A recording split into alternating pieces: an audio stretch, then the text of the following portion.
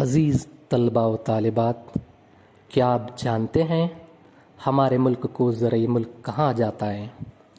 اسی طرح ہمارا ملک ایک قدرتی دولت سے مالا مال ہے۔ پہلے ہمارے ملک کو سونے کی چڑیا کہا جاتا تھا۔ بیرونی ممالک کے راجاؤں کی بری نظر اس سونے کی چڑیا کہے جانے والے ملک پر تھی اور انہوں نے اس پر کئی حملے کیے اور اس پر حکمرانی کی۔ 34 سے 6 عیسوی میں موریہ حکمرانوں نے حکومت کی۔ موریہ حکومت میں چندرگپت موریہ اور سمراٹ اشوک قابل ذکر راجا گزرے ہیں، جنہوں نے بڑی شان و شوکت کے ساتھ حکومت کی اور عوام کو خوشحال رکھا۔ سمراٹ اشوک کے زمانے میں رعایا بہت خوشحال تھی، ہر طرف چین اور سکون تھا۔ زراعت، تجارت اور صنعت و حرفت میں خوب ترقی ہوئی۔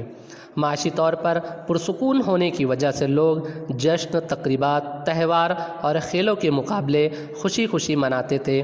اس کے بارے میں آپ نے پچھلے سبق میں تفصیلی معلومات حاصل کی۔ آج ہم موریہ عہد کے بعد کی حکومتیں اس سبق کا مطالعہ کریں گے۔